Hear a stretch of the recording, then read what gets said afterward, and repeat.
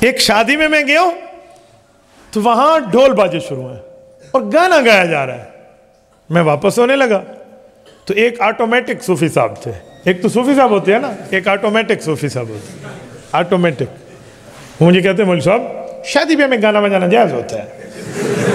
یار تسی ڈرائیور نو بہ کے دسو بھی گاڑی کین چلانی ہے, کام تو پورا ہو گیا نا. آپ ڈرائیور کو بتائیں گاڑی کیسے چلاتے ہیں.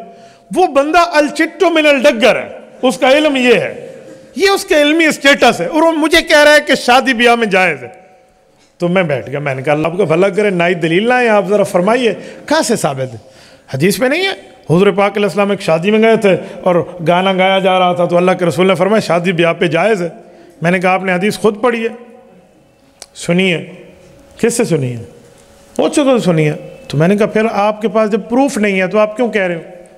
اللہ کے بندے آدھا سنا ہے اور وہ بھی جھوٹ اپنے طرف سے ملایا ہوا ہے ساتھ. میں نے وہ حدیث پڑھی ہے, پڑھائی ہے, علماء جانتے ہیں, آج تک مشکات جلد 2 کتاب النکاح میں موجود ہے. لیکن وہ حدیث کیا ہے؟ کبھی آپ نے اتنی کوشش فرمائی کہ مجھے اصل کتاب تک لے جاؤ تاکہ میں اس کو پڑھ لوں, یا اصل کتاب سے ہی میں اصل روایت کے الفاظ یاد کر لوں؟ آؤ میں حدیث پاک سناتا ہوں. حضرت ربائی بنت معوذ رضی اللہ تعالی عنہ کا نکاح ہے. رسول اکرم صلی اللہ علیہ وسلم تشریف لے گئے. یہ معوذ بن افرا کی بیٹی ہیں. معوذ کون ہے؟ معاذ اور معوذ جنہوں نے ابو جہل کو قتل کیا تھا جنگ بدر میں, یہ ان کی بیٹی ہیں. ان کی کون ہے؟ ایک مسئلہ حل ہو گیا نا کہ جو آپ کہتے ہو کوئی شیر خار بچے تھے انہوں نے جا کر ابو جہل کو مارا تھا, یہ بات کوئی نہیں.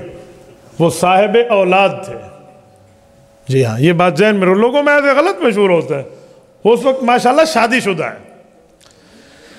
تو یعنی بڑے مجاہدین کے مقابلے میں بچے ہیں, یہ تو ہو سکتا ہے, لیکن بچے سے مراد اس طرح کے بچے نہیں ہیں جیسے میں نے اسٹیج پر بلایا ہے. تو انہوں نے رسول اللہ صلی اللہ علیہ وسلم کو شادی میں بلایا اور شہید کی بیٹی کا نکاح ہے. آقا نامدار وہاں موجود ہے. وَجَعْلَ جُوَيْرِيَاتِ يَنْدُبْنَ بِالدُّفْ مَنْ قُتِلَ آبَاءَهُنَّ فِي يَوْمِ بدر.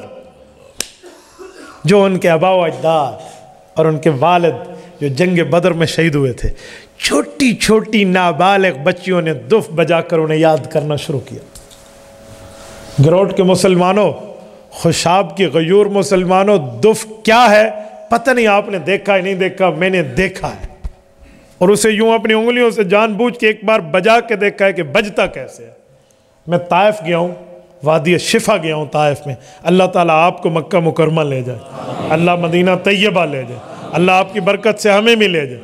آپ 170 کلومیٹر پہنچیے یہ بنو سعد کے راستے پہ شفا, بہت بڑی ایسا مری کی ٹھنڈک آپ کو بھول جائے. آپ یہ طائف پہ اس جگہ آئیے, وہاں پر دف ایک بقالہ اسے کہتے ہیں جسے ہم کہتے ہیں جنرل سٹور, بقالہ پر دف بک رہے تھے. میں نے دف وہاں سے جان بوجھ کے لیا کہ تاکہ میں دیکھ پاؤں. میرے پاس اس وقت اتنے گنجائش نہیں تھی, ورنہ میری نیت تھی کہ میں خرید کر یہاں مجمع میں دکھاؤں کہ دف ہے کیا. یہ جو دنیا میں لوگ ڈھول کہتے ہیں اور دف کے فرق کیا ہے, وہ دف میں نے دیکھا ہے. دف پتہ ہے کیا چیز ہے؟ جانور کے چمڑے کو برتن کے ایک طرف لگا دو, کسی چیز کی ایک طرف, اور اس کو بجاؤ. ڈھول دونوں طرف ہوتا ہے, دف ایک طرف ہوتا ہے. ایک فرق. دوسرا فرق, ڈھول بجانے والے بالغ اور بڑے لوگ ہوتے ہیں, اور دف بجانے والی جویریات نابالغ بچیاں تھیں. نمبر 3, ڈھول بجانے والے تو پتہ نہیں کس مسلمان اور غیر مسلم کے الفاظ کو گانوں میں پیش کر رہے ہوتے ہیں, وہ اس وقت اپنے بزرگوں کی نظم پڑھ رہی تھی.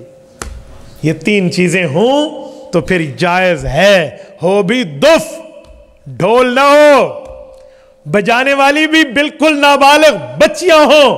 نمبر 3, اور شریعت کے خلاف بات بھی نہ کہہ رہے ہوں. کیوں؟ اسی حدیث پاک میں ایک بچی نے ایک جملہ کہا, وہ خلاف شریعت تھا, تو حضور پاک نے فرمایا دعی ہذہ وقولی کما کنت تقولین. فرمایا یہ جملہ نہ کہے, جو پہلے کہہ رہی تھی وہی کہے. سرور کائنات صلی اللہ علیہ وسلم نے اس لفظ سے روک دیا. تو آج ہماری شادیوں میں سارے کھڑوتے ہیں صاحب ڈھول بجیں دے جی میں کوئی یکے کراڑ تے مراسیہ کھڑوتے ہو. من اللہ کی قسم دل جل جاتا ہے ایسی جگہوں میں جا کے, اور پھر دلیلیں حدیث پاک سے لائیں گے. تو بھائی خدا کے لیے یہ تعلیمات پیغمبر نہیں ہے، یہ محبت رسول نہیں ہے، یہ اطاعت رسول نہیں ہے۔ اگر محبت دل میں ہے، عشق رسول کا دعویٰ ہے تو اس ترتیب پر چلو، یہ ترتیبیں نہیں ہیں۔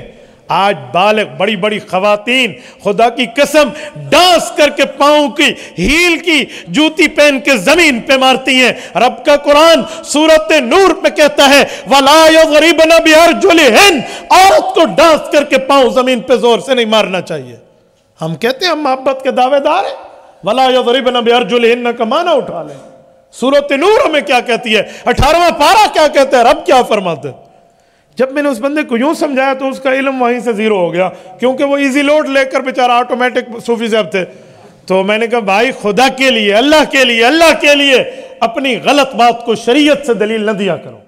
تبارك الذي نزل الفرقان على عبده ليكون للعالمين نذيرا